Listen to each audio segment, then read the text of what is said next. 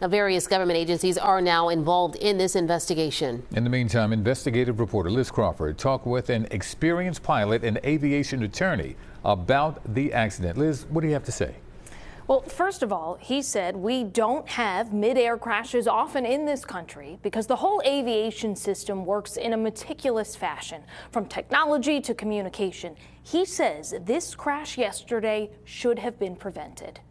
Arthur Walk has been an aviation attorney and pilot for more than 50 years. He knows from experience how challenging it is to fly around Reagan National Airport simply because of how busy it is. When you see all these conflicting lights, you don't know whether are these the landing lights from that airplane you're supposed to go behind?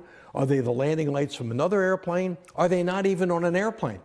Because in Washington, I can't begin to tell you how many billion lights that are out there that are conflicting with your instructions. Walk says mid-air crashes are so uncommon thanks in part to TCAS, which stands for Traffic Collision Avoidance System. That system continuously alerts pilots about the whereabouts of surrounding aircraft and directs them to climb or descend. However, it shuts off at 1,000 feet. Air traffic controllers take over from there and direct takeoffs and landings. In this situation, air traffic control changed the plane's runway, a common practice for a smaller jet like the one involved.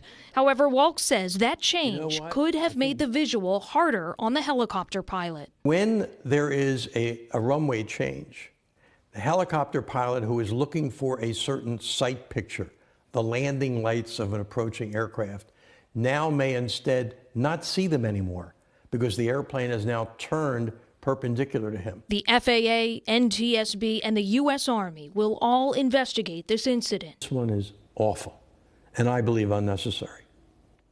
And what was the biggest factor that makes it unnecessary? I don't believe VFR, visual flight rules, aircraft or helicopters ought to be flying in the same airspace around major terminals, crossing over approach paths to runways.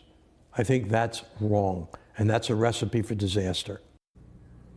Now, the Department of Defense said it was a, quote, fairly experienced crew in the helicopter, and they were wearing night vision goggles. Now, Walk said night vision goggles may have actually made it harder to see the plane in the sky because of how lighting can become distorted. Natasha?